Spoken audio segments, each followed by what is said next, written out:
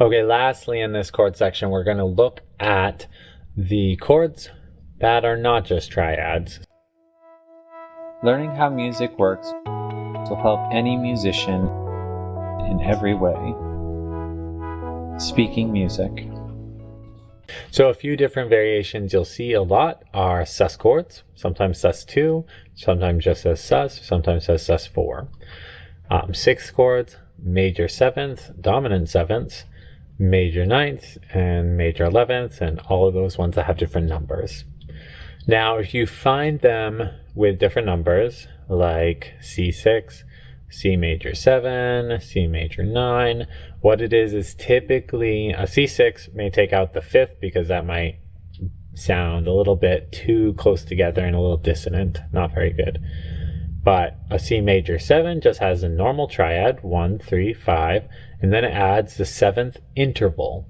So easiest way to see these is if you're already in a key, like you're in the key of C, the C major 7 would have that 7th note just in the same key. So it'd be a B as your 7th note.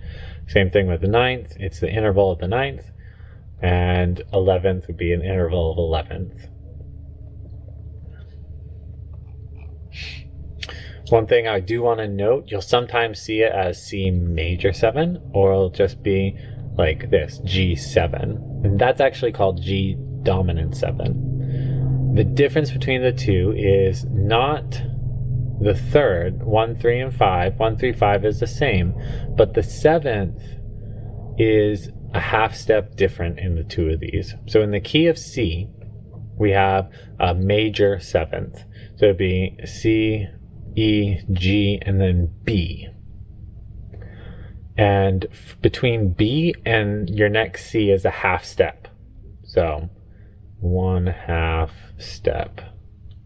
But if we look at G dominant 7th, we have a normal triad, so G, B, D, and then our last note is F. Now F is a whole step below your next G.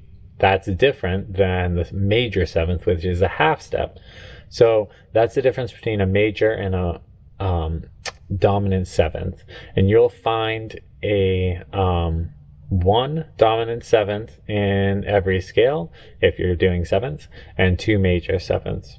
So that's just something to note when you're seeing it. If it just says G7 or C7 or D7, that means dominant 7th. And if it was not dominant 7th, it would say major 7th or minor 7th or whatever. One thing you'll see in music, we've talked about our diminished chord, which is the 7th chord in every single major scale. And all that is 2 minor thirds. So a minor third on the bottom, minor third on the top. And the opposite would be the augmented chord, which is not naturally in any scale. So it's something that would have to be put in.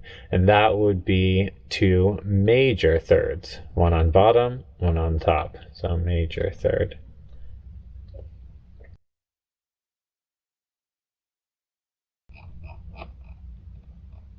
So the next thing we're going to look at would be our sus chords. Now, sus means suspended. So what we're looking at is it originally came from one note being suspended from one chord to the next chord. Now you'll see sus chords thrown in any which way these days, but that's how it originally came about. So in this example, if you had an F chord to begin with, your notes are F, A, and C. And if you wanted to transition to a C chord, you could add a C sus in there. Normally C is C, E, and G like this, but you would suspend the F so that you have C and F, C and F, and you would just change that A to a G. So now we have C, F, G. F is being suspended, and then you would conclude that into a C. So F, C sus, holding that F through it, then concluding into a regular C major chord.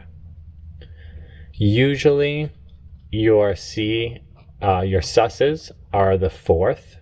Sometimes you'll see a C sus2. So you take out the third for that completely.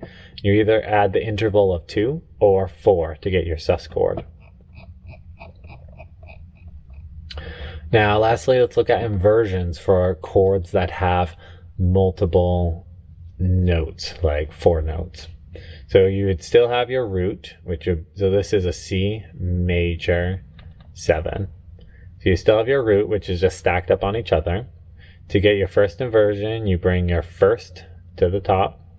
Second inversion, you bring your third up. To get your fourth inversion, you bring your fifth up. Now your seventh is on the bottom. And that's all it is. You just have one extra inversion, and you just use it the same exact way you would have before.